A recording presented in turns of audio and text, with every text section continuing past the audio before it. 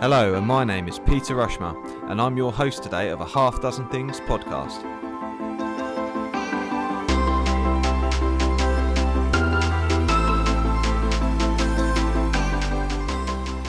A Half Dozen Things is a podcast for business owners and professionals just like you. Whether you're an underdog hungry for success or you're already smashing it but want to continue to level up, we're here each week for you to get insight and learning from the very best in the business. No fluff, no BS, and no self-proclaimed gurus talking about how easy business or life is. Just real, frank, and raw conversations. Hello everyone, and welcome today to a Half Dozen Things podcast. Today I am joined by Teddi. Teddi, welcome to a Half Dozen Things. Hi Pete, thanks for having me. I'm very well, thank you. How are you? Yeah, I'm really good, thank you. I'm really excited to have you on the podcast today and on video too. So we're going to be able to broadcast onto YouTube as well. And obviously, this is the most different interview that I've ever actually done. I'm super excited, but it's quite timely because we're coming up to Pride Month in June.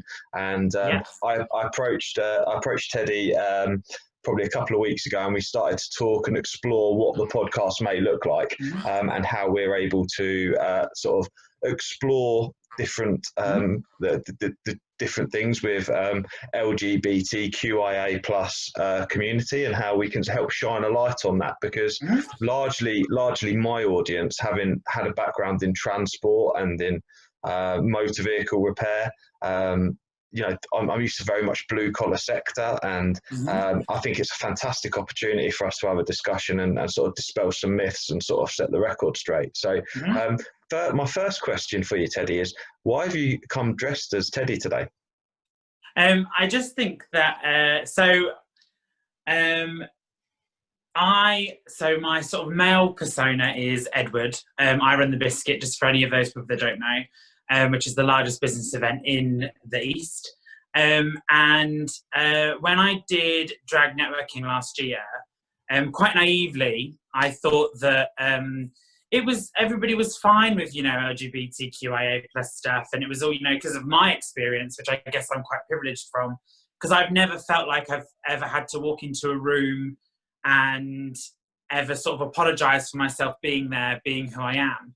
And then when I put on Drag Networking, which you very kindly sponsored, so thank you so much for that, there was just this absolute disdain for it.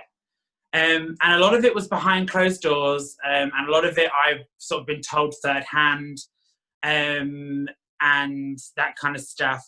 But some of the comments that were coming out, I was like, that's not okay. Like, I should be able to rock up to any event or anything in the business world, and not have to feel segregated or ostracized because I've decided to come as my female persona. Now, Teddi is also my business as well. So I work professionally as a drag artist as well. So in a sense, if we're all bringing our business to the table, this is what my business looks like. It's but also I think as well, being that sort of being a drag queen, we've always sort of had a legacy of breaking down doors and breaking barriers. I think that's something that a lot of LGBT plus rights have been driven by drag artists, because we are able to sort of bend the rules a bit, I guess. I mean, I've walked into certain situations that I could have never walked into being Edward.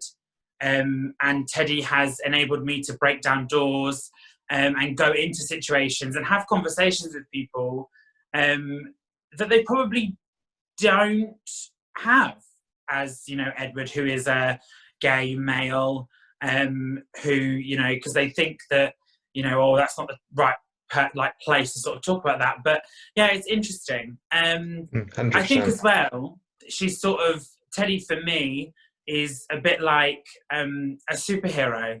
So one of my friend's children once called me that, which I've sort of liked and kept, because obviously, again, like I've just said, like for me, she can sort of do things that I can't, you know. Yeah. And at the end of the day, because it's a performance or because it's an art form or because it's a different persona, I can then sort of say, well, that was Teddy's thoughts, not mine. So she can sort of blur a lot more boundaries than I can. Of course. And also, who doesn't want to get dressed up and look nice all the Absolutely. time? Just Absolutely. Put it plainly. especially on lockdown, it's like it was a special event just putting a pair of jeans on the other day for me. You know, been sat in shorts and a vest half the time. I'm like, oh, I'm interviewing today. I better put a t-shirt on.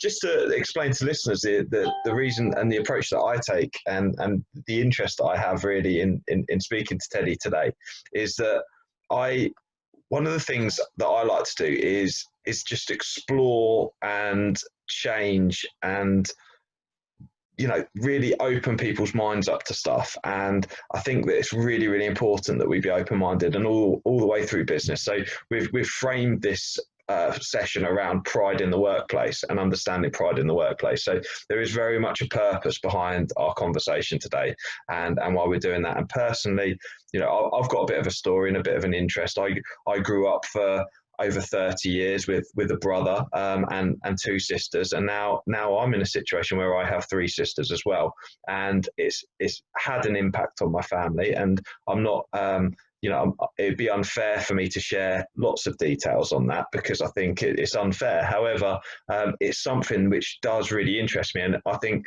what I'd like to thank you for is the opportunity to be able to create a safe place for me. As really, you know, I'm not going to hide behind the fact that I'm a little bit ignorant, but we've discussed and agreed like a safe place for us to have a really frank conversation. So, and really to start that off, Teddi, could you just explain the difference between Edward and Teddi? And then also I'd like to explore the difference between sex and gender as well, please. Yeah. Okay. So Edward, even though for those of you that would know me as Edward, would say I'm quite flamboyant and out there anyway. And there's not too dissimilar between Edward and Teddi. I feel as though is that Teddi just gets away with things more. Whether that be because she is a female persona, whether that's because she is also a drag persona, I don't know. She probably speaks her mind a bit more, is a bit more cheeky, takes a few more risks. I think every sort of along the road, you sort of see a lot of drag artists, both drag queens and drag kings, will say that there is a different person, and there is a different person. It is a different person or a personality. Not that we're schizophrenic or anything. Just before someone jumps onto that, but it is. There is, you know, I sort of liken it back to the times of like the geisha in Japan. There's a whole. It's sort of a bit like a ritual. You're putting on your makeup. You're putting on your outfit. You're putting on your hair. And you do feel different.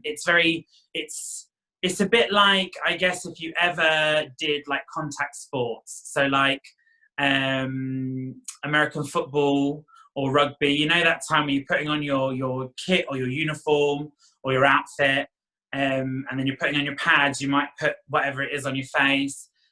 You become sort of a different person when you're on the field to when you're off of it. And I think that's sort of how I can liken it to what drag is. And I think also as well, what it gives you, or what Teddi has given me, is an acceptance of who I am. You know, so before, when I started the journey, I've always been large, as in body size. And Teddi has been able to help me come to terms with the fact that, yes, I am, and that's fine. You know, this is the body I was given, or this is the body that I'd made, eating a lot of Krispy Kremes. But, you know, it's that kind of thing of, she was able to tell me, to myself, actually, no, you don't have to be shy about who you are. You can be whatever you want to be, because at the end of the day, yeah, that's it. That's who you are. So that's a journey that takes time. And I think I only started doing drag professionally October last year at the Chalkboard. We were doing certain events. And I think that was because I had to be ready to do it myself. And, you know, I was absolutely terrified about doing it first time, but it was fun. Well done. So yeah, and then we've gone on, and it's my latest one was hosting the Women's Awards, which was a great honour. Laura is a great ally, and that was fantastic to be able to do that, and sort of put a stake in the ground. But we'll come on to sort of support and all that kind of thing later. So sex and gender. Okay, so this is a big one where a lot of mostly men, I'm going to say, of a certain age, don't really understand. Let's put it that way. Let me try and be as nice as possible. So, sex is what you are, your bits. So whether you have female bits or male bits, that is your sex. Okay. Your gender is what you identify as. So I identify as gender fluid. So I personally believe that gender is on a spectrum. There isn't you aren't just male, you aren't just female, because I know a lot of females that you would classically say have masculine traits, and I know many men that have classic feminine traits. And I think that wherever you land on your gender identity, whether you are a manly man and that's absolutely fine. And if you are a real girly girl, that's absolutely fine. And all of those in between. I think for me, what annoys me with people that don't understand or come at it from a ignorance but at a hate level is that they just aren't willing to understand anybody else's point. Yeah. And that's for me a real issue, because if you liken this to, and I always have to do this, and some people say it's wrong for me to do this, but I think you have to. So if you likened it to women's rights, for instance, if you were to say that against a woman, that would be absolute headline news.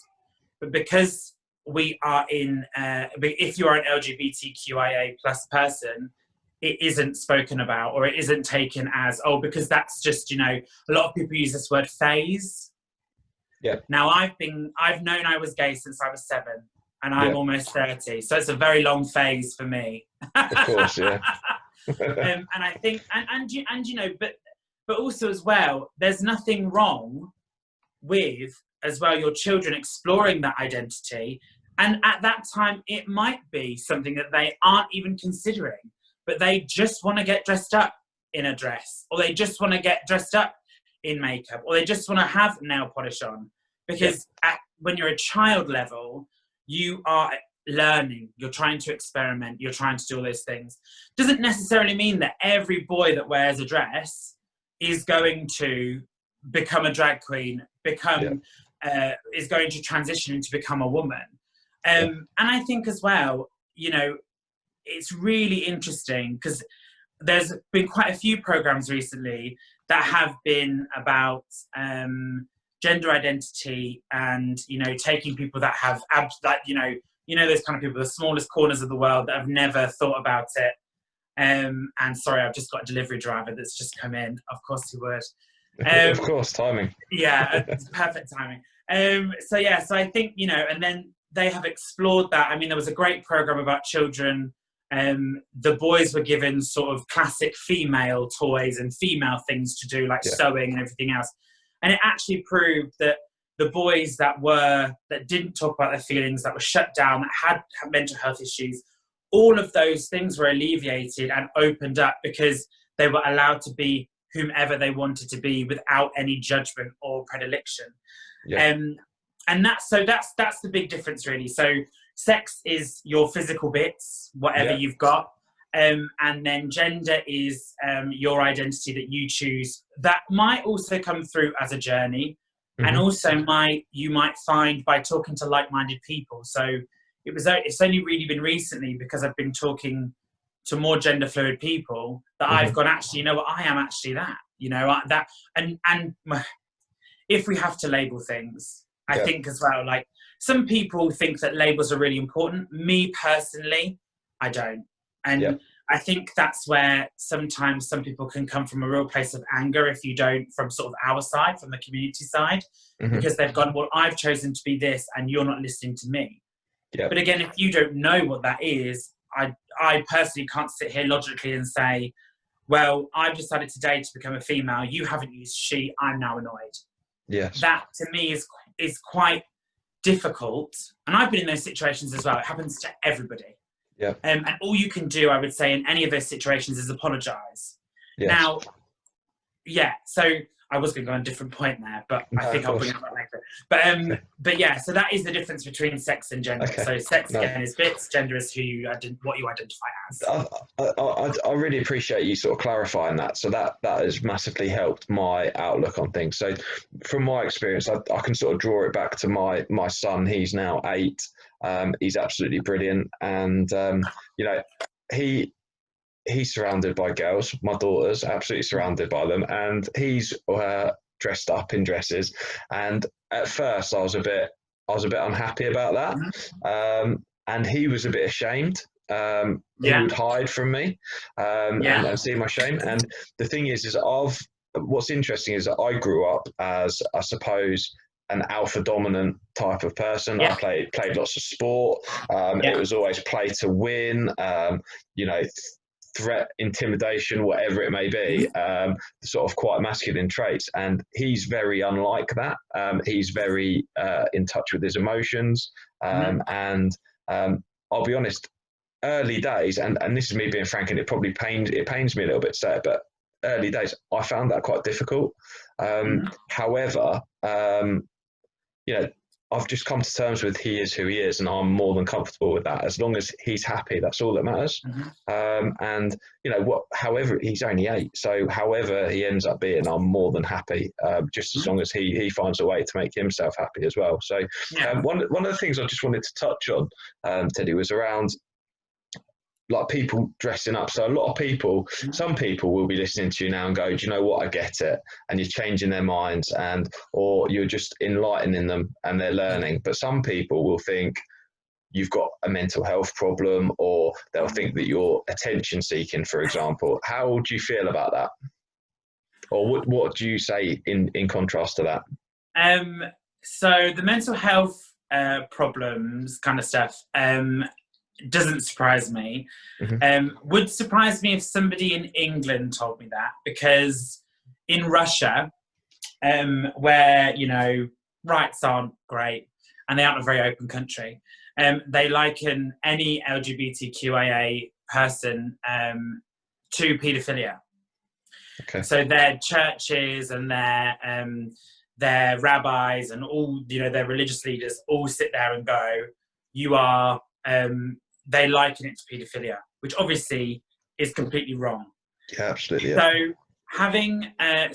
first of all, if somebody ever said to me, I have a mental health issue, being gay, being born in the wrong body, being lesbian, being intersex, and all that kind of, you know, everything on the rainbow, is nothing to do with your brain at all. It's everything to do with your DNA. So there are some people that will sit there and say it's a choice. It's not a choice to me. And there's been absolutely no science behind it saying that it is a choice. You choose to do this, you choose to do that. No, it's something that you are born into. And that's why Lady Gaga has a very famous song about it.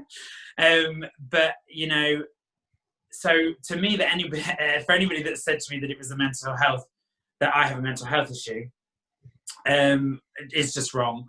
Because it is just a part of you. It is just, you know, it's just a different chromosome. And also as well, that's very, that's funny. As for attention seeking, I can see where that thought comes from, especially some sort of Z-list celebs that want to sort of make a statement. I can see where that comes from, but I think that also then has to sort of take back. That also then goes back into, no matter what they're wearing or no matter what they're dressing up as, they're going to be an attention seeker anyway. They're just trying to make a bigger splash by, you know, by dressing up or, yeah, or by doing that. And also as well, I would also just say that you have no idea about what journey someone is on. Yeah. You have absolutely no idea. So, I mean, I'll break it down this way. So recently, I've been to a lot of networking events. In some of those networking events, people have sort of brought out the "I'm a key worker" card, and they've said that with pride. Some people have said it to just put themselves on top of a pedestal, which is absolutely fine to do, absolutely fine to do. But also in another way, I could equally say that that's attention seeking. And that is also the same as, you know, somebody dressing up or getting dressed up. I think also as well that there's probably a longer conversation about the different types of people who dress up. Yeah. Some of the words aren't appropriate anymore. And I think a lot of the words used for those kind of people, not for those kind of people, sorry, but for people that who dress up just for fun, or you know, that are cross dressers, I think a lot of those kind of words have been very that have been used derogatory. Can't say the word now. Derogatory. Yeah. Those words are derogatory because of the connotation they have been placed on them. Yeah. And at the end of the day, you know, you have some, and this is what I always find quite funny. So that general kind of stereotype that I'm sort of placing on, you know, men of a certain age, they'll love Bowie, they'll love Queen, they'll love Prince. All of those three are massive gender queer icons, because none of them conformed to being masculine men. Yeah. I mean, David Bowie, massive, dressed in makeup, you know, sparkly outfits. Elton John as well, another one. You know, there's so many today's age who, you know, wears sort of very flamboyant and out there thing, nail polish, all that kind of thing. Yeah. So, I mean, I think on an attention seeker level, let me just bring this back, sorry. I think the person's going to be an attention seeker anyway. Yeah. So whether they're dressing up or not, that's going to be in their personality, which might not be the most amazing thing. But also as well, I would also say that there's been a lot of like TikTok famous things, and there's been a lot of like sort of not very nice there's been straight people in America and around the world that have been sort of doing fake gay scenarios just to sort of make fun of it. Now, that to me, I could call that as attention seeking. Yeah. You know, and again, also isn't acceptable because you're making light of a situation that isn't good. Yeah. So I think that it's full circle, and also, which I just sometimes don't. One of my friends said this to me once, and it was quite, and that for me has sort of let me guide my life. Why do people care? If it's not hurting you, if it's not hurting people, if it's not anything bad, then why do people care? I think it's quite interesting. People get on soapboxes and they have these big opinions, and you know, this isn't acceptable. You know, but actually, what is it doing to harm you? Nothing. Yeah. Absolutely nothing. But yeah, that's sort of my little thing. No, for absolutely that. no. I think you've got an absolutely valid point. I find it very interesting actually that the icons, and they are British icons that you've raised there. You know, people you often hear, you know, and we train mental health training, and we talk about stigma and stigmatizing language. Exactly. and people use stigmatizing language, and actually, you know, some of these people idolize and will follow. You know, we all enjoy Lily Savage. It was absolutely, you know, so funny, another icon, and so funny as well, and someone that many of us have grown up with, whether we're Gen X or Gen Y. And you know, there's so many icons that we look up to and appreciate. And actually, it is interesting that they're, you know, I know what you're saying about some certain generational masculine ideals around the situation. However, they will happily listen to that music and happily idolize those performers. So interesting. Teddy, I'm just going to bring us on to, so we, as part of the format for the podcast, being a half dozen things, we've got 6 key learning points that we wanted to get through today. And I just want to kick those off because I think it's going to be really, really enlightening for people. And it's so topical for us as well coming into Pride Month. So the first one, could you just explain the letters or help us understand the letters between LGBTQIA? Yeah. So before I do this, just a little note. The worst thing you can do ever, and this happened to me many times at a networking event, somebody's talking about the community and you can't remember all the letters, do not do this. LGB, KW, never ever do that. I remember them. It's very simple. You can go LGBT plus. Well, I've got a little background music going at the moment. I like it. Is that on the phone? It is. Bear with me 1 second. No worries. If you know happiness.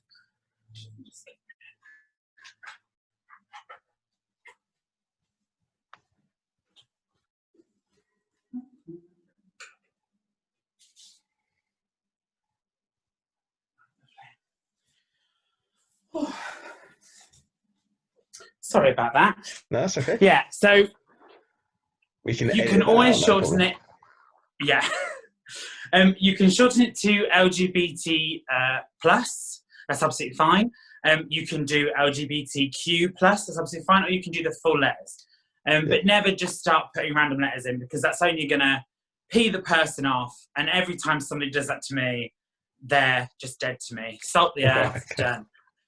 So that's really important. And also as well, it's almost like you're making a mockery of that, which isn't great. Okay, so the first letter L, so it either goes LGBTQIA plus or it goes GLBTQIA plus. Doesn't matter, either way is absolutely fine. So your first letter is L, it stands for lesbian, so a woman who is in love with a woman. Simple and straightforward. G stands for gay, so normally gay actually can mean lesbian and anybody that sort of likes the same sex as them, but in this instance it actually means gay men, so a man who is in love with a man or fancies men. B is bisexual, so bisexual is somebody that likes both genders, so is a male and a female. There's a lot of sort of stigma around bisexual people, not just because a lot of people think that, again, they use sort of the term phrase, or they say that they're greedy or they're equal opportunists. It might just be that they like both men and women, and that'd be it. But for some reason, a lot of people, and especially in the community as well, there's a lot of like not hate, because I hate to use the word hate because I think it's quite strong, but there is a lot of, if you're bisexual in the community, it's very sort of a heated debate, let's just say. So T is trans, and trans used to just mean transitioning. We no longer use the word transsexual. That's no longer acceptable or deemed acceptable. We don't use the word transvestite because, again, that's not acceptable. So trans is sort of an umbrella term for anybody that wants to transition, or anybody that likes to be on that gender spectrum that I spoke about earlier. So I would sort of, if you want to give me an umbrella bracket, I would fit under trans, as it were. But I don't want to transition. And there is a bigger conversation around that because you have to try and find for some people just think that if you're trans, you want to transition. That's not the case. It means a whole boatload of different gender identity for that. So Q is queer. So queer was a derogatory word, a bit like the F word that some people used to call gay men, that I shall not speak. The LGBT plus community took that word back and now use it for themselves. You should never, as an outside LGBT person, unless they have identified themselves as queer, call somebody queer. That's just not right. So, and a queer person is somebody that can be gay, can be a lesbian, might dress in female clothing and male clothing. A queer artist is someone like Sam Smith. So he's come out as queer, which is amazing. So then we move on to I, which is intersex, which is basically in both sexes, essentially. Okay. I can't really speak too much about that because I don't really know a lot about it. But find out what intersex means. It might be good little homework piece for everybody. A is asexual. So an asexual person is somebody that doesn't want to have sex with anybody, but might find that person, but might want to have a romantic relationship. So, and in each of these headings or titles, you will have a lot of underneath. So you might have, for instance, an asexual romantic person. They won't just call them asexual. They'll have their own special sort of mini label, as it were. And then you have plus. Yeah. So the plus actually stands for ally. And the reason why it isn't LGBTQIAA anymore is because the community felt that allies shouldn't be part of the mainstream, that an ally should be on the outside supporting and helping. So that's why there's a plus there. Wow. And that's essentially all the letters. And if you really want to sort of see how you can support, or you just want to know more about it, just go and research those letters, because actually you'll go on a massive journey yourself, learning about, you know, different gender identities, different categorizations, different, because even in like lesbians, there's subcategories for being a lesbian, subcategories for being gay, you know, that kind of thing. So it is those, you do have those different levels. And if you ever hear something, you can then go, oh yeah, I know what that's about. So yeah, so that's just sort of all the letters, really. Okay, that's fantastic. It's very, very insightful, actually, and I find it's a little bit like one of the things I was going to say about my lad before and putting labels on stuff.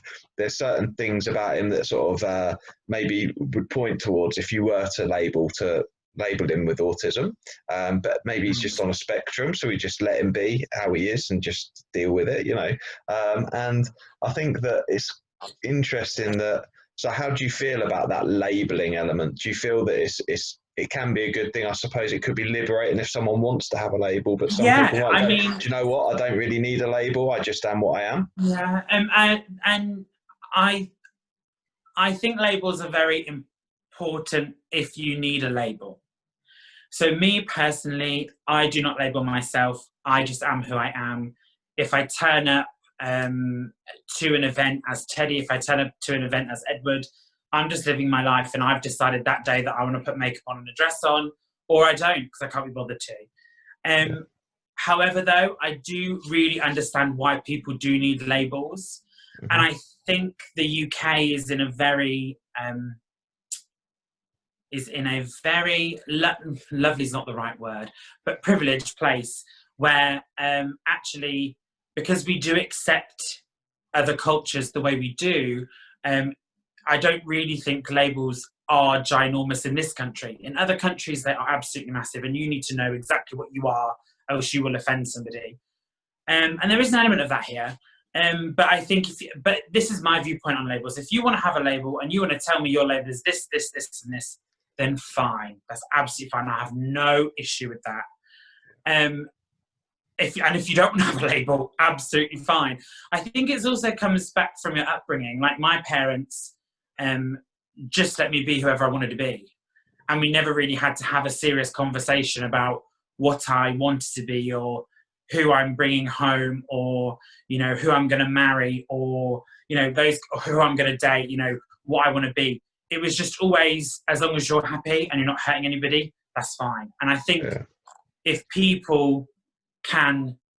a lot more people can have that attitude, then you won't have these massive mental health issues that we have, because people will just feel able to talk about their feelings honestly.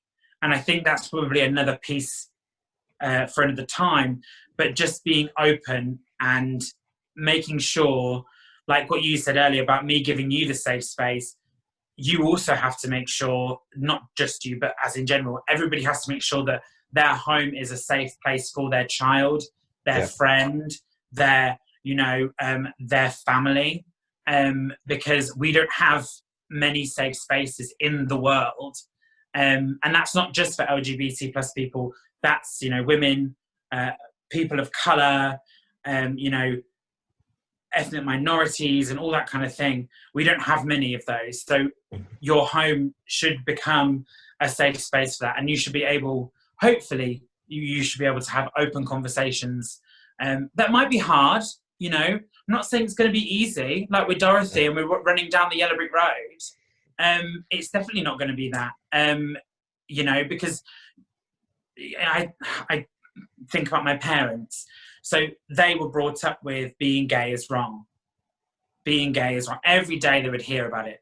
They also lived through the AIDS and the HIV scandal as well. I wasn't born, luckily, because I'm quite young. And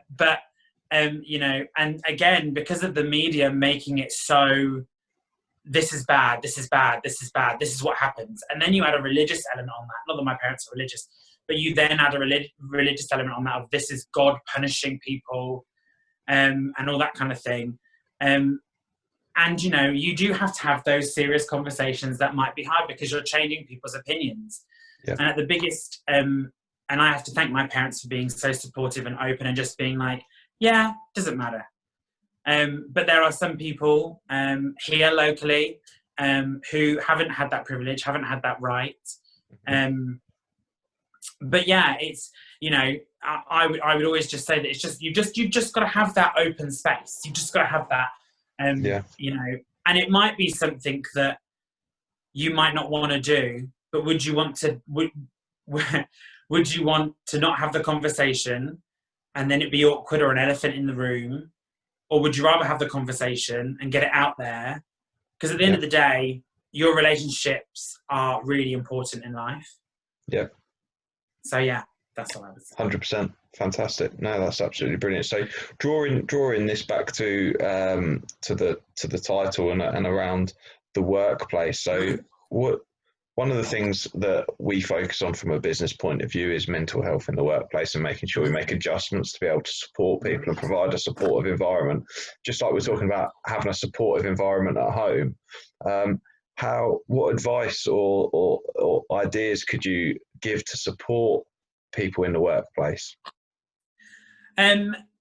First of all, it's really interesting actually, because when I went back to like not working in, because I used to perform, and in there, I didn't need to, I didn't feel like I had to exclaim who I was.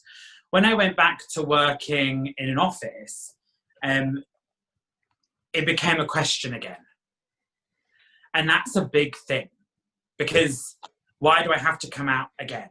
Like, I'm already out. Like, you don't, and this is changing. It is different from when and that was only sort of 5-6 years ago when I went sort of back into an office environment. But I think the best thing you can be is just open. Obviously there will be, as you will know, there will be certain HR things that you have to do if somebody is transitioning, and being supportive, and that kind of thing. So there's a whole load of legislature about that.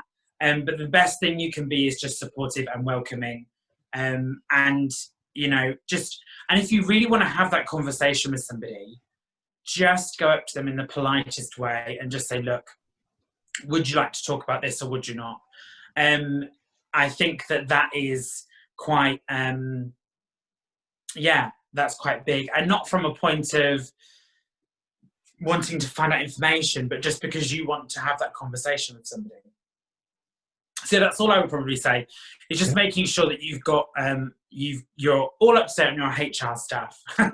And also, you're just there. If you're an employee and, you've got an asshole in the back of the room taking the piss or being, you know, having toxic masculinity, you know, call that person out on it, because you don't know what that can actually, because I get incredibly anxious when I am in a room full of like men, not like, and not the kind of men that are like rugby players and stuff like that, because I went to university with them and I've been around them my entire life, so I know how to talk to them. But it's just there's and you probably may have walked into it as well. It's just like the old school, like, and they can be quite intimidating. And so and if you know some, you know, and if you know somebody that, you know, you can tell when people are being intimidated. And I think even just going up to somebody and just saying hello and just being that beacon, you have no idea how helpful that is, because, you know, you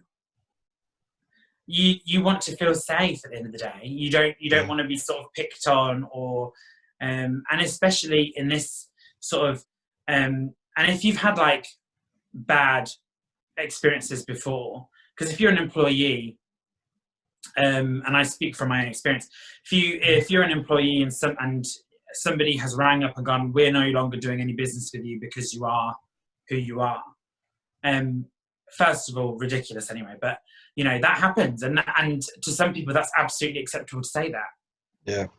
And again, if I said that about, you know, your wife, Maggie, and said, oh, I'm not going to use you because you've got a woman running your training, how outrageous is that? Absolutely outrageous. So isn't it?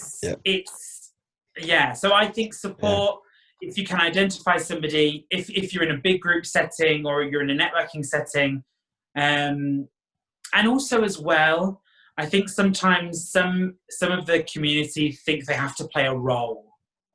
So for many years, I was always the gay best friend, the sassy gay best friend, you know, the Damien of Mean Girls, if you've ever watched Mean Girls. And it was only until one of my friends, one of my friends sort of turned around and said, Eddie, you don't need to be that. You can just be you. Because I wanted to be, you know, I wanted to be liked and da-da-da. And I thought that was the way to do it. I was wrong. But and I think as well, if you do see that, if you see a member of the community sort of playing a role, you can just be like, you don't need to play that role. You know, you can just be who you are. Okay, and I think it's interesting, isn't it? Because we can all be supportive, or we should all aim to be more supportive, regardless of what challenges or what situations people are in.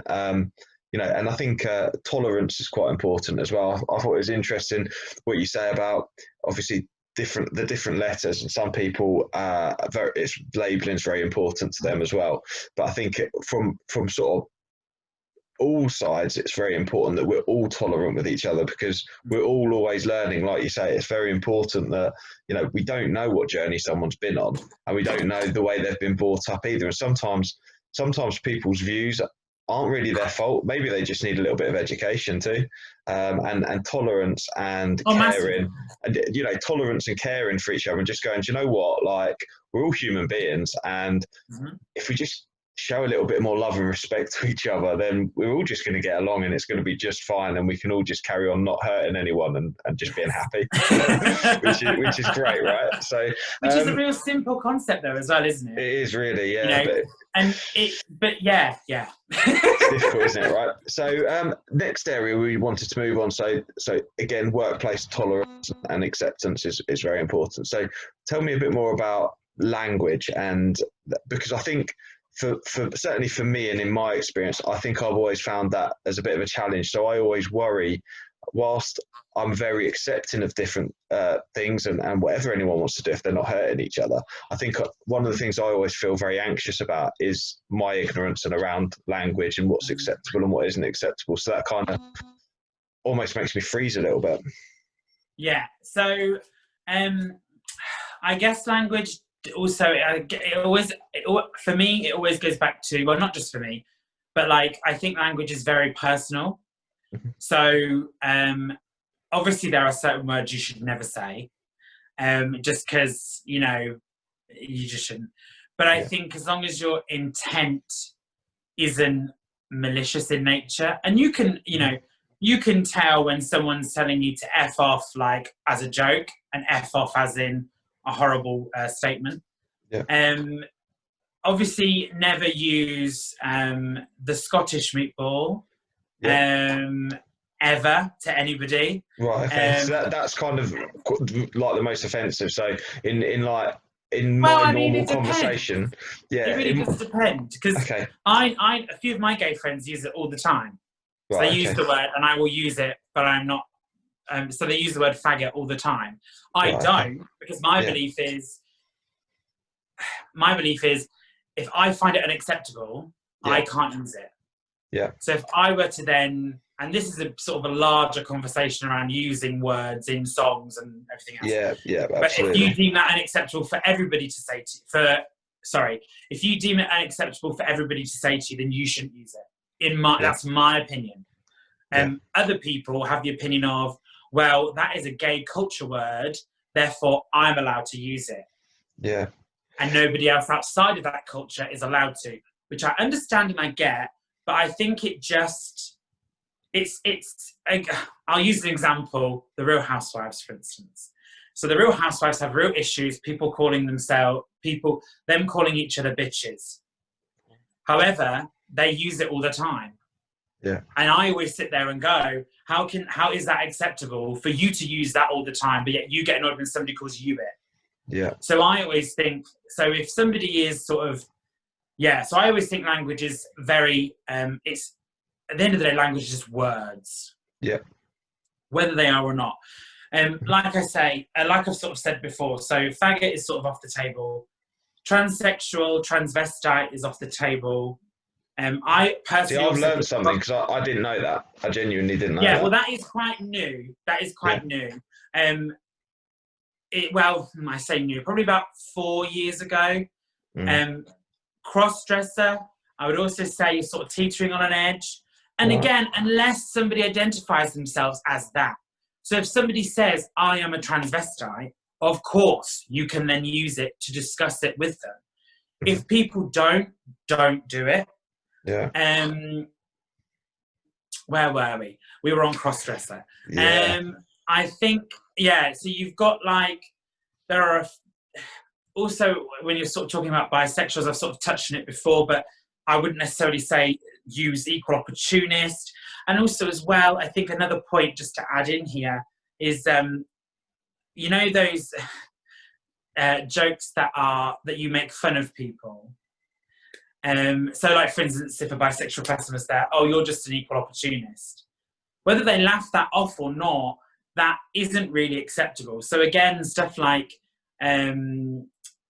if people were to make jokes about, a man, you're just a man in a dress, aren't you? Or I had one when I was at a magazine launch. I used to be the only male in this magazine until you turned up. And obviously I was Teddy. And I had to get out of that situation, because I was a bit like, I'm going to slap you around the face. But I didn't. I reserved myself. And there are ways to go around it. But I just think, you just have to be a bit careful. And if they sort of take offence to something you say, like, again, I was in a conversation that used the word bender. Yeah. Which is quite a comical word. That's an old one, to be fair. That's back from my school days, that one. But also as well, why can you not just say gay? Yeah. That's it.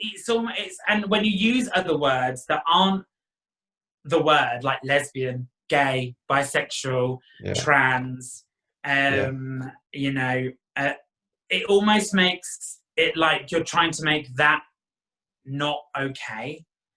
So by calling somebody a bender, it's almost like saying, oh, well, I can't give you your proper title because you don't deserve that. So I just think, just to be safe, stick to the main words in the rain. Stick to the main words, in the rainbow. I mean, obviously, there's so many slurs and everything else for every, every type, everybody on that spectrum.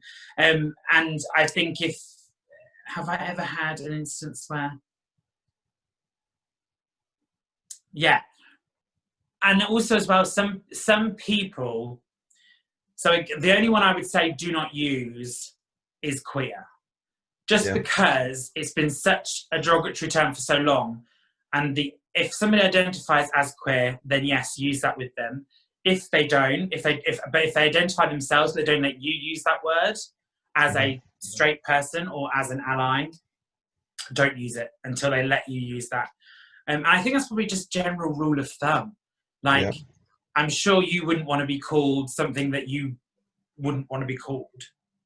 Of course, yeah. No, I understand. If you know what I mean. Yeah, absolutely. Yeah, it's difficult, isn't it? You know, because I think language is interesting. Language is it's a very, very complex thing. And I do understand people who have been discriminated in the past, historically, in words used.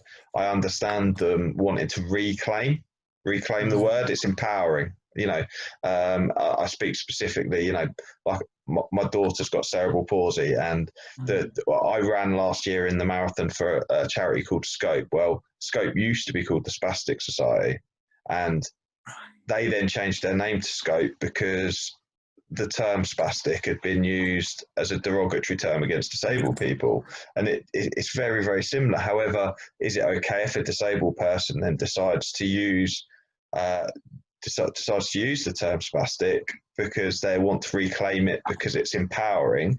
It's difficult, isn't it? Because I'm also my personal belief, and you know, people can correct me if they think I'm wrong, but I believe what's good for the goose is good for the gander, and we should kind of practice what we preach. So if we choose to use language, we can't really then allow ourselves to be offended if other people choose to use the language too. And it's probably best that if it's going to offend us, we don't use it either, which I think was kind of the point that you were making too, yeah?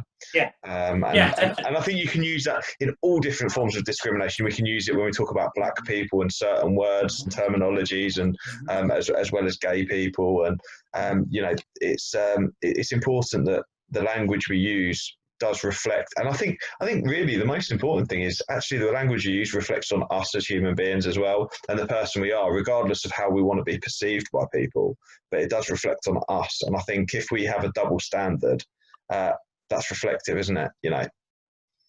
So okay, cool.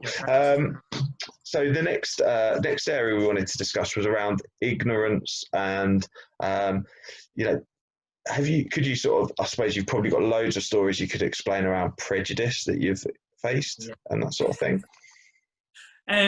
So I first of all just have to check the privilege I have. So I by any mean, shape or form, I haven't had that sort of terrible life. My family all over the world, some live in America, some live here.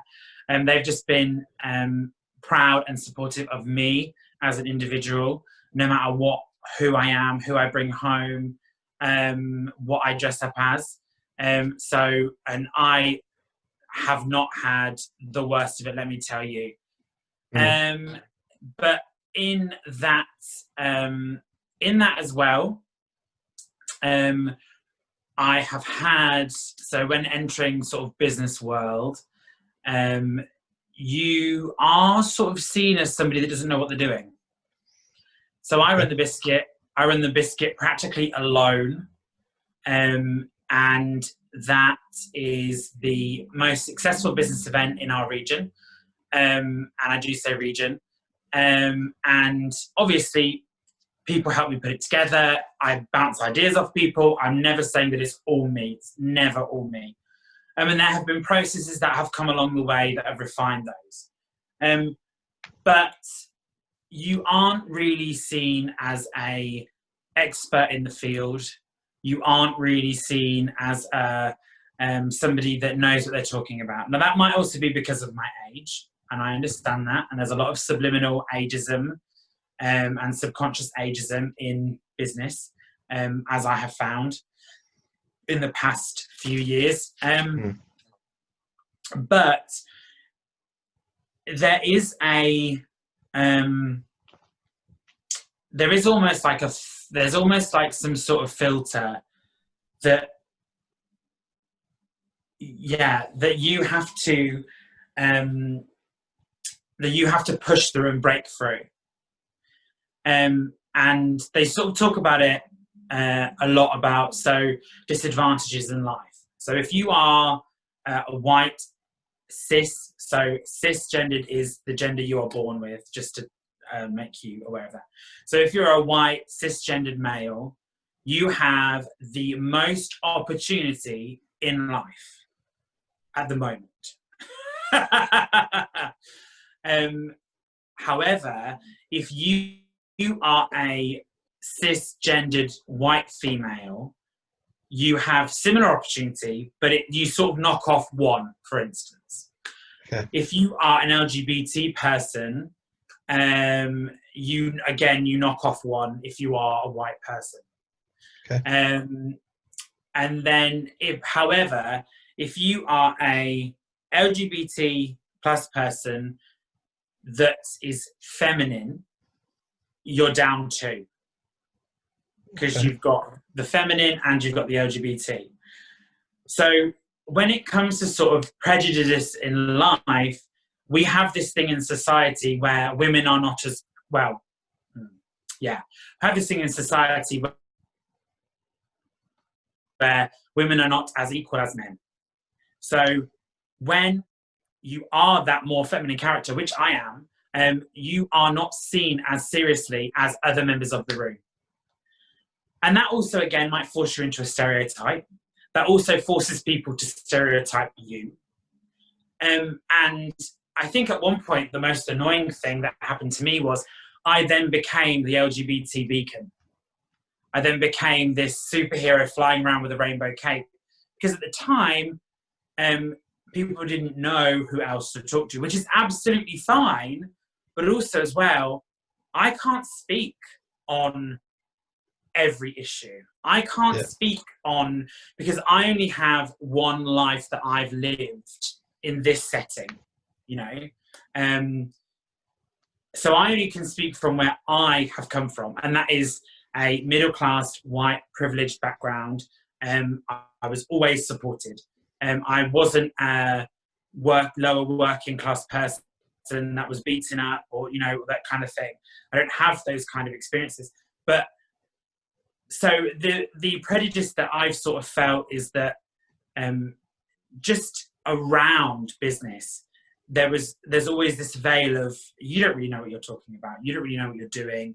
And again, like I said, that might be down to age, but also as well, I think because, you know, I have quite a feminine persona, there is also this sort of veil around, oh, that person, and I have that every single year. Every single year someone says to me, oh, especially around biscuit time, oh, thank goodness that you had all these people on hand. Well, no, I did the majority of it myself. And ignorance, I think there's two types of ignorance. So there's ignorance, which I don't really call ignorance. That's sort of, to me, more not knowing. So like yourself, for instance, I would call you ignorant because you have given me the space to talk about this. You want to know more. You just don't know because that's not your experience. Yeah. Personally, for me, I can't judge you for not knowing what to say and what to do because you don't know. That's literally like asking me a maths question and me not knowing the answer. Yeah. Because I don't know. I'm not very good at maths. So I can't give you that answer straight away. I can go out and research it, find it, bring it back to you. And then there's then there is ignorance, which is, I know about it. I'm aware of it. I know I shouldn't be saying stuff like this. I know it's not acceptable, but I'm doing it anyway. So one of the comments I've received before about running events is, I don't know if I can come to your event because I think people would think I am gay. Now, wholly inappropriate, wholly outrageous, because I never walk into an event going, oh, well, I wonder if people are going to think I'm straight. And that's the thing. That's the kind of ignorance that just isn't really right, you know, and you can't, and that does affect sales, and that does affect, you know, the productivity of the event, and also as well, or other comments that I've had in the past, which is, oh, that's all just a bit too much. Well, who's it too much for? Because at the end of the day, all it is a product that I'm trying to sell you. If you don't want it, absolutely fine. We'll move on to the next person, somebody else will. But there are those, and that's possibly also another level of prejudice where they just slap a label on, if you're LGBTQIA+, they sort of slap a label of, oh, it's very out there. Yeah. Okay. Yeah. It so doesn't fit there inside is, my little black box of whatever I think is acceptable, right? Yeah. Okay. Yeah. So, and that's the thing, like, and that might be because the people they've dealt with are, I can't think of the word now. It's it's there in my brain. I just can't bring it to forefront of my brain. I'll speak for a moment, can I? But yeah, sure. Yeah, so I think one of the points you're making is around the link between people thinking whether you're competent based on sex, gender, whether you're LGBT plus, and competence. They're not mutually exclusive. They're not mutually inclusive. They're actually two different things. Regardless of what you do or what you do in your spare time or how you feel about things, competence is something different, right? Mm-hmm. And surely you should be measured based on the results of what you've achieved. Yeah. And therefore, with the biscuit, if you take an objective approach to that, the biscuit over the last couple of years has grown and expanded, and it has become the biggest event in the region. And therefore, it's fair to say, as the linchpin or the key focus of that actually, from a competence point of view, regardless of what happens, you should be seen as the person who makes that happen. Yeah. And that's, yes. But I don't know if that's just because we're both from Peterborough. I don't know if that's just the Peterborough bubble effect. Yes. I don't know, or if that's wider, because I haven't been to other business sort of centres and seen and sort of known that. I mean, it probably would be different in London. Yeah. And possibly Cambridge. I don't really know. I've never really been in there, but especially locally, you have to have I've found that you have to either be super qualified, as in have all your certificates and everything else, else you're not seen as that. But yeah, there are those slight hurdles. I mean, I fortunately work in my family business, so I've always had support, and even if I wasn't working there, my mum and dad would have exactly the same approach, because they have the approach across the board. No one can speak to any staff member in a derogatory way. No one can talk about anybody not being able to do anything, and that's staff and clients as well. So, and we have no issue cutting them off if they do overstep the mark, because at the end of the day, we're a company that doesn't want to work with those kind of people, and or have those people in our business. It is. It's not as sitting here. I cannot say I've never not been able to have a job because of the way I look, because of what I do. And I know that there are other people that have had that, and just based on the colour of their skin, or because their name isn't an English name, and that isn't right. So I'm not, by no way means saying that it's anything like that at all. But you still get it, and it's not as bad as that.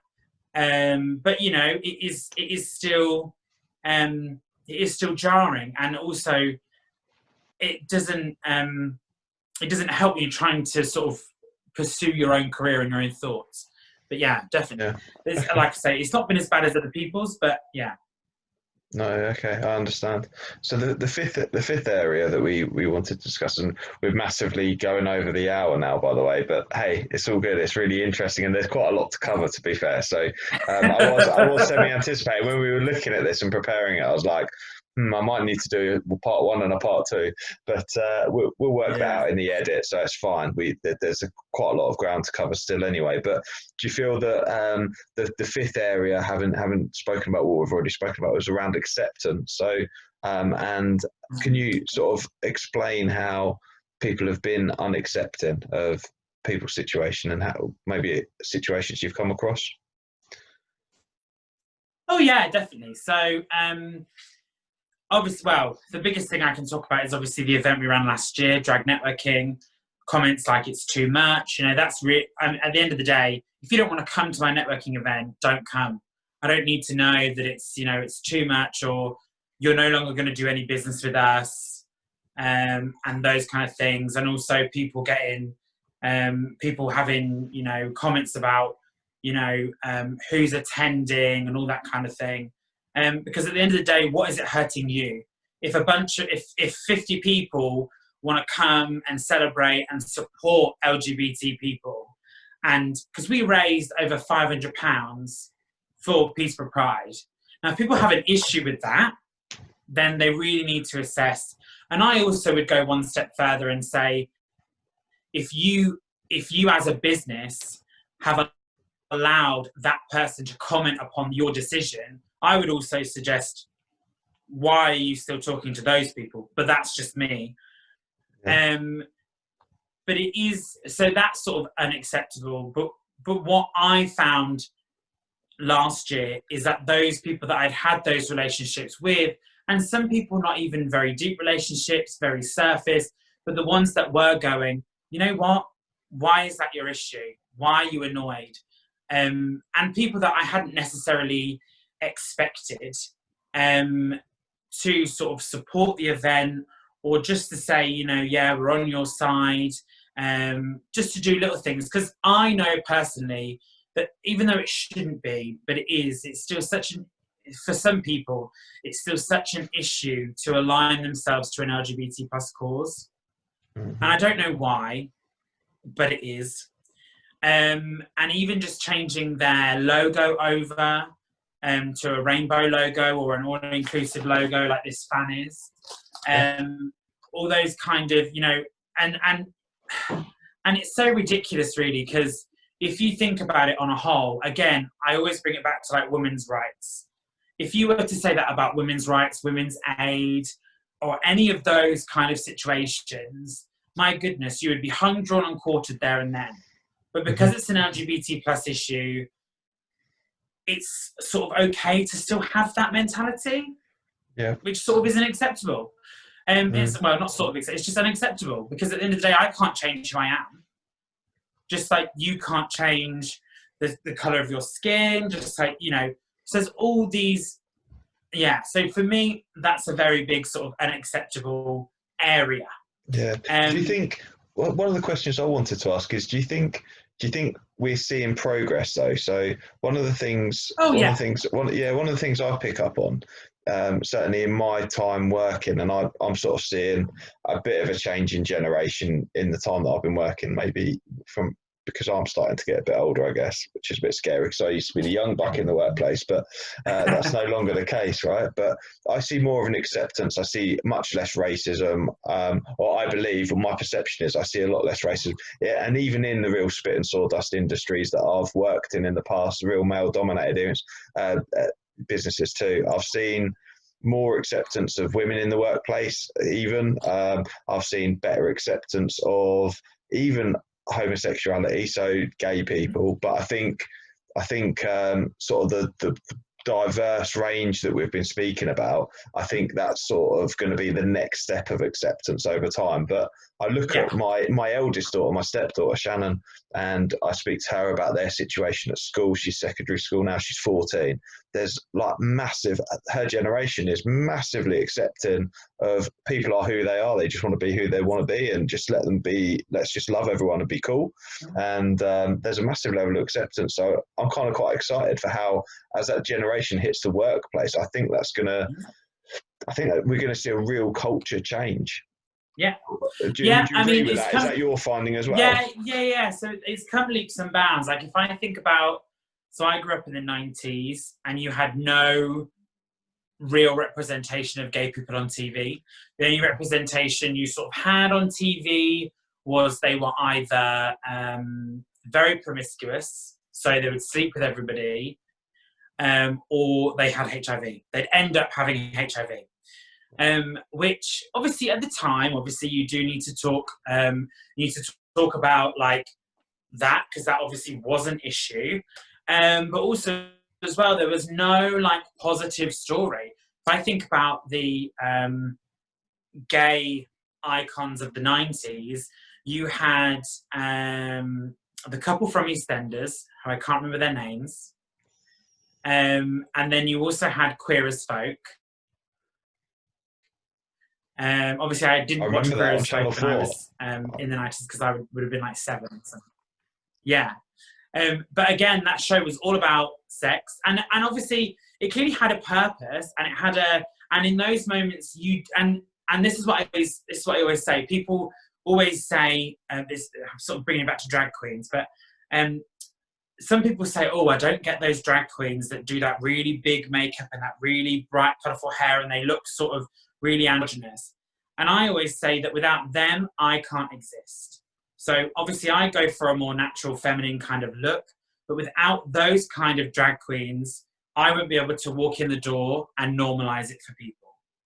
So I wouldn't be able to, I wouldn't be able to exist without those. And I think, we've come leaps and bounds, but where the rest of the sort of LGBT plus rainbow is they're probably about 50, well, we might be a bit quicker actually, but we might be about 50 years behind. So trans rights, trans activism is probably about 50 years behind where you so if you take off 50 from where we are now, that's where like gay people were. So you're talking about Stonewall, you're talking about rights, you're talking about it being decriminalized, you're talking about actually being able to be who you are without there being any repercussion.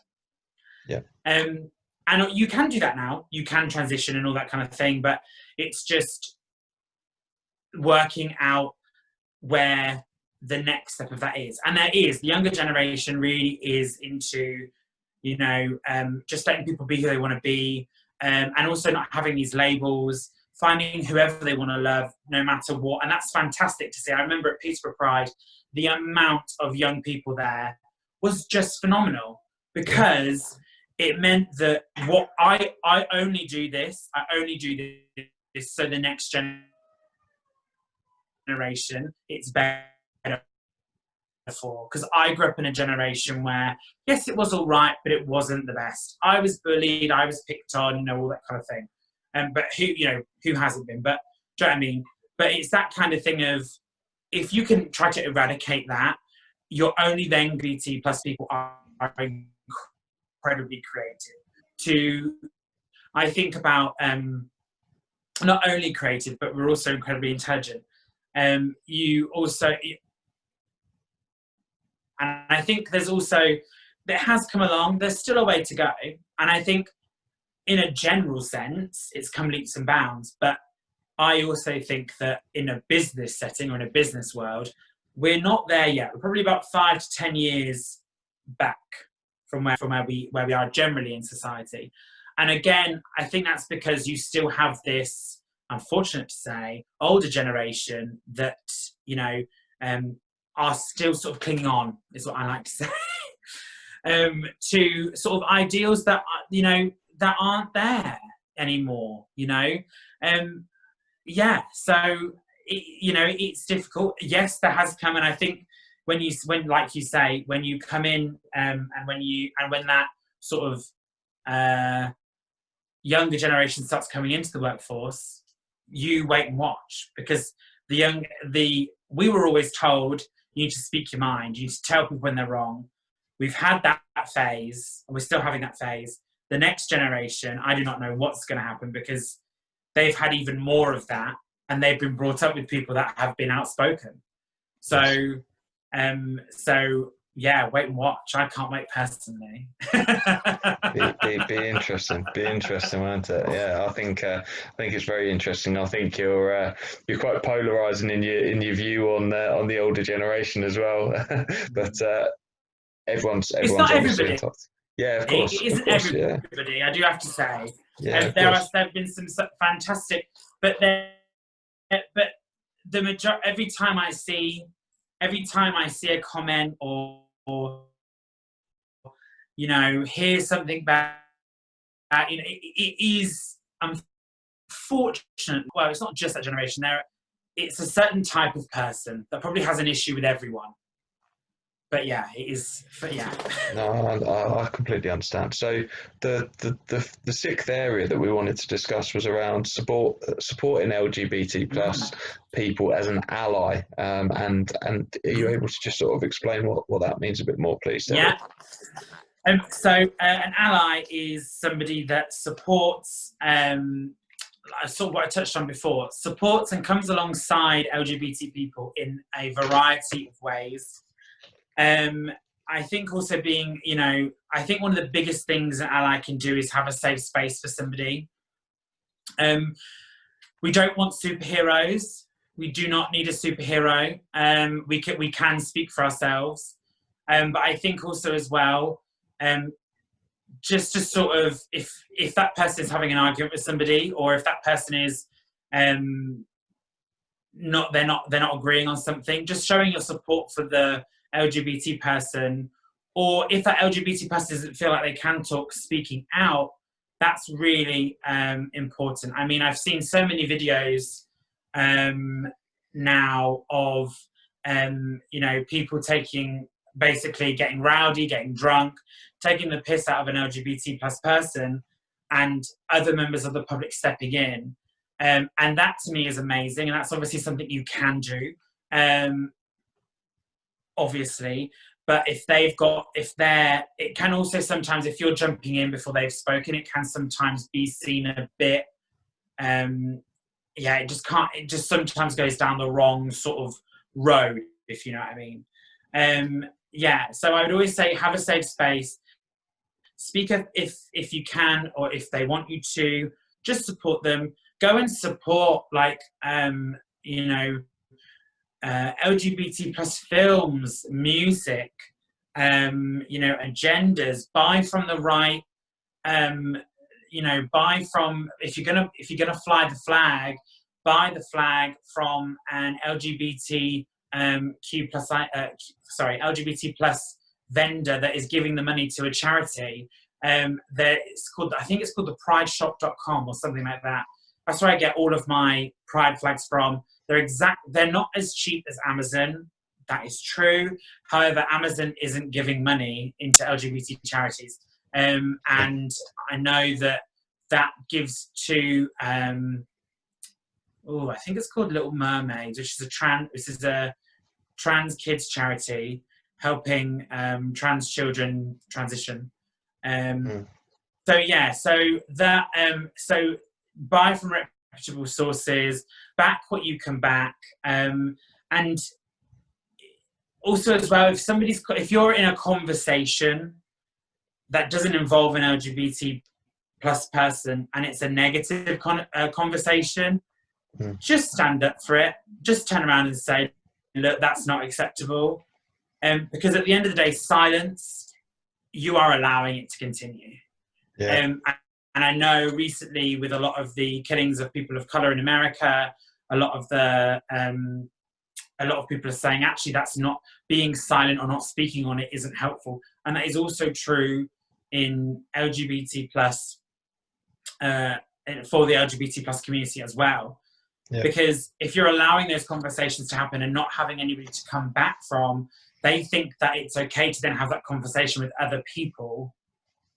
So I'd always say that you've just got to be, the word is ally. You've just got to stand up for people. And just be there, and try and support if you can, and if you can't support, see if you can do something for someone, or or that. Yeah, there's many ways. It's not rocket science. It's quite simple, but even just sending them, even if there is something. So, like for instance, Peterborough's not having a Pride this year, but we are doing something. Peterborough Pride aren't doing something online, but an artist is doing something for a Pride on their own. But just going and supporting that, or donating £10 to an LGBT charity, that kind of stuff is all helpful. It doesn't have to be like, you don't have to shout it from the rooftops that you've given 10 quid to the Trevor Project, or whatever other charity there is. You don't have to say it from the rooftops, but you can just go and support people in that way. And just try, because again, we are incredibly supportive people. And you never know. Going to an LGBT night somewhere might be the best night of your life. You've got no clue. You don't know. This is true. Don't knock it till you tried it, right? Exactly. That's what they always say. Okay, fine. I think that's interesting. I think I picked up on what you said there about supporting trans children having operations. So that's something that might cause a little bit of conflict in what people listening. Can you just explain a little bit more about that? Like I knew at 7 years old that I was gay, if you're born in the wrong body. And so, not that I completely 100% agree with giving children hormone blockers at a really young age, but they know. I mean, you have kids, they'll probably know what they want to be. And for some people, they'll want to go down a road for a certain amount of time and they won't want to do it. There's quite a famous drag queen who's been a drag queen for 25 years. They now no longer want to be a drag queen. And that just changes throughout life. I think you've just got to support your child no matter what they want to do. Yeah. Unless they want to start, selling drugs, killing people. I mean, that's when you've got to step in. No, of course. But I don't agree with. Yeah, well, and that's the thing, and also as well, like I don't think people understand the importance of a supportive family. I look at myself, and I look at my some of my closest friends. Some of my closest friends who have quite deep mental health issues, not as in like they want to kill themselves or anything like that, but have very bad anxiety, very insecure, have come from either a broken home or families where they weren't supportive. Yeah. And I have found that across the board. Like every single friend, I could probably tell you of all my friends who came from a very supportive and stable family and who didn't. Yeah. Because it rubs off later in life. So I think, if your child comes to you and wants to explore their gender identity, just let them go and explore it.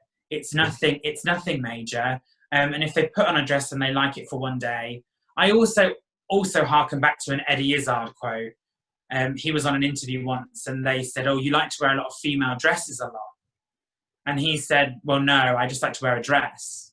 It's not a female dress, it's a dress. You don't tell your colleague, oh, you're wearing male trousers." Cool. It's interesting how those items are blended and some aren't. So I think the best thing to do is just support them. If I always think that also as well, what you put out into the universe is what you get back. So if you're speaking hate, you're going to get hate put back on you. Just try and be positive. And if they fully transition and become who they want to be, then that's fantastic. And if they decide to change their mind later on, that's absolutely fine. And if they want to sort of transition back again, that's absolutely fine. I think gender is something that is still something to be learned, and you learn it throughout your entire life. When I was 7, I wanted to be Baby Spice. That's all I wanted to be. And she now has influenced how I look now as Teddy as well.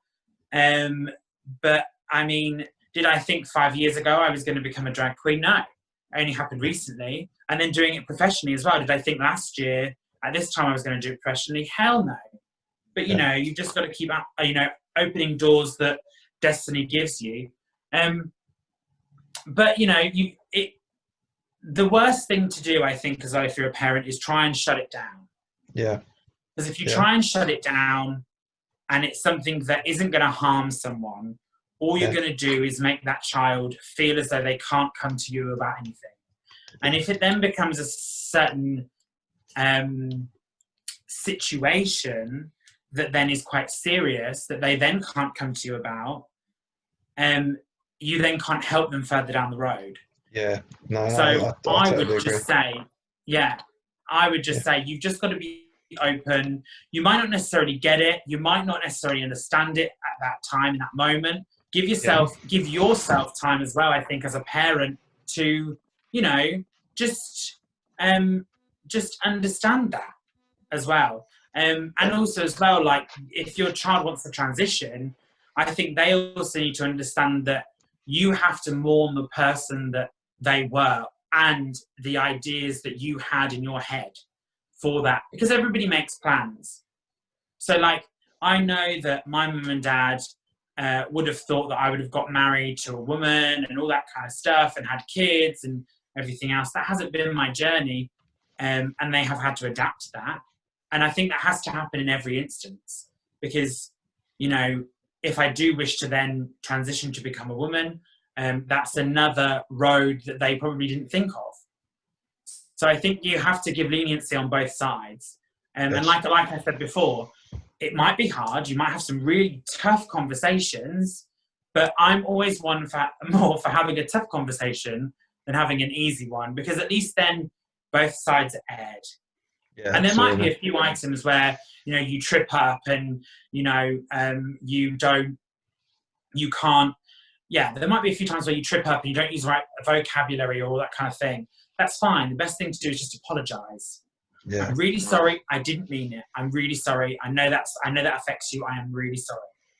And if they then don't accept that, that then talks on them more than just on you. I was going to say, yes. But that's what I would say. You've got to let it happen. Yeah. I think there's a bit of a paradox there, isn't there, about intolerant people demanding tolerance of others as well. You know, we've got it comes from both sides. We've got everyone's got to be tolerant, haven't they? Apologies for getting up just then. My dog was looking at me like I need to get out. I think she was gonna. So anyway, apologies. So but a really, really valid point around tolerance there, and that it's definitely a two-way street. So, and just in conclusion, then we've sort of covered the 6 areas we wanted to, and hopefully the listeners feel way more educated and feel in a much better place to be able to better understand Pride and Pride Month as well. So, just in conclusion, why is a Pride celebration so important? I think it speaks volumes when you can't see yourself being represented anywhere. And I think Pride gives a Pride celebration, and Prides around the world show young LGBT people that they can exist and they can be a part of society and they can succeed. Again, like I said, when I was growing up, there was no one on TV that looked like me, that acted like me, and I felt very alone. Now that is different. And you have all different types of people on television, still not where it needs to be. But, you know, when you don't see that representation of yourself, you do question, why am I so different then? Why can I not see myself? Am I not the norm? And that at the end of the day, not saying that everybody needs to be normal, because being normal is boring. But, you know, not being able to see yourself or look up to somebody and go, oh my God, I want to be that. Not having those representations and stuff, it is important, and that's why we celebrate it. Also as well, we celebrate it because there are still 11 countries in the world that you can be put to death if you are on the LGBT plus rainbow, which again is ridiculous, I mean, and I sometimes, and this is where I go with it. I believe personally, you should not be allowed to have any world sport or any Olympics, any film festival, anything that celebrates your country if you do not have those rights in place. That's just my little opinion on it. But like, where they're possibly having the where they were going to have the World Cup, I can't remember where that is now. I It's a don't know Middle either, Eastern sorry. country. Okay. It's all right. And they stone women, so no way is there going to be any LGBT plus rights there. Yeah. So it's, to me, I think before we start showcasing you as an amazing place to host a world games or whatever it is, you've got to have that stuff in check.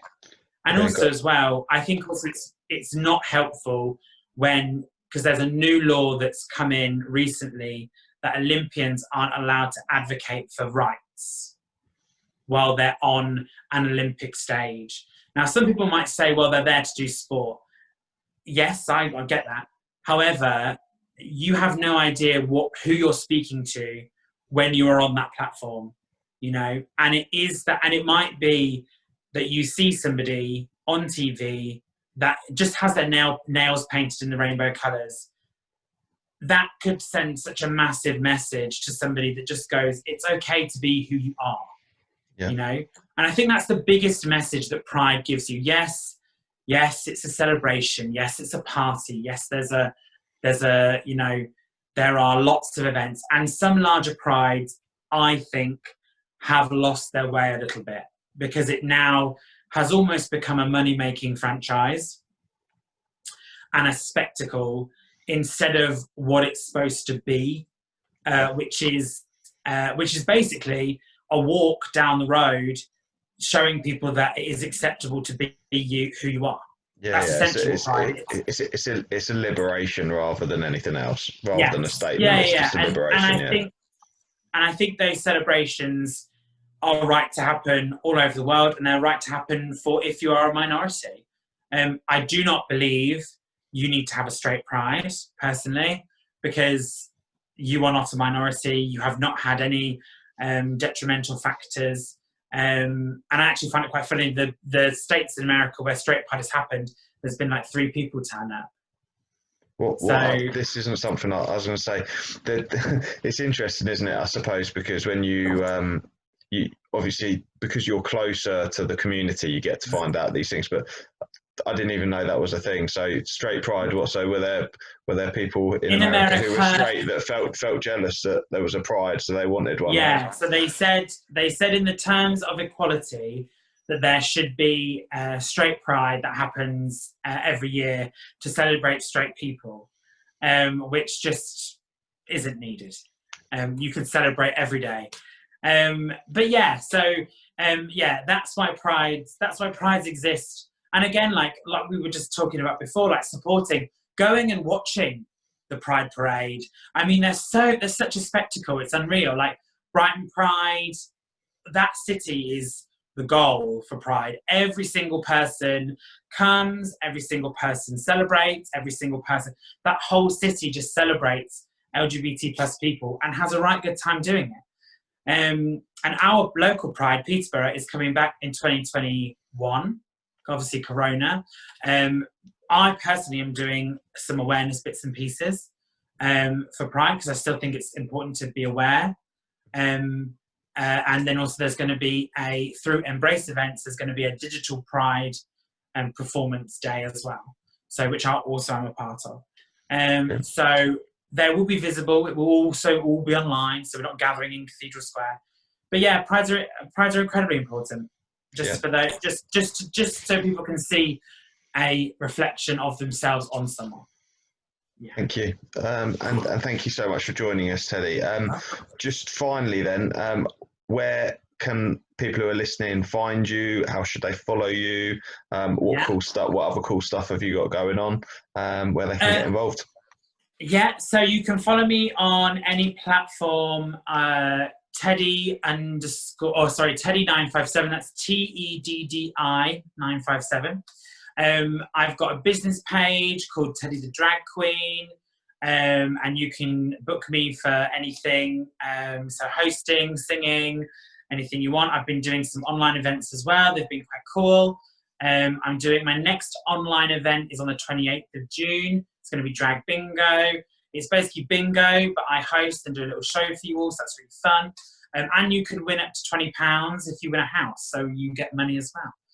And then on top of that, I also do my bi-weekly talk show, which is on my YouTube page. And also I do Fancy Fridays, which is makeup tutorials as well through my Facebook Lives. So yeah, busy girl. Really busy. And you work full time as well. Yeah, and I work full time as well. So it's a lot. But I thought to myself, and I've built my business page since lockdown. So about 10 weeks ago, I decided to do that. So I also do marketing as well. It's my main job. But actually, if anybody wants any sort of tips on how to get more awareness, understanding, or anything like that, obviously they can come and talk to me about that. But yeah, that's pretty much everything. Thank you. I really appreciate you coming and joining me today, Teddi.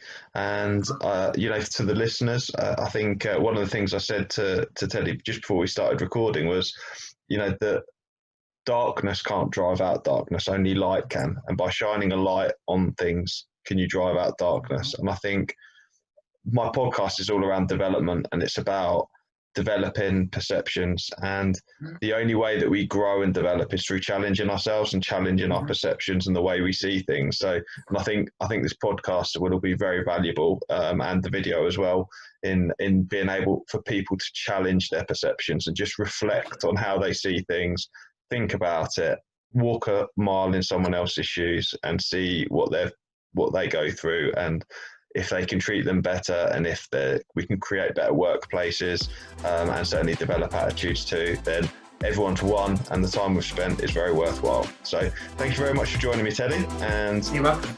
See you again very soon. Thank you. See you later. Bye.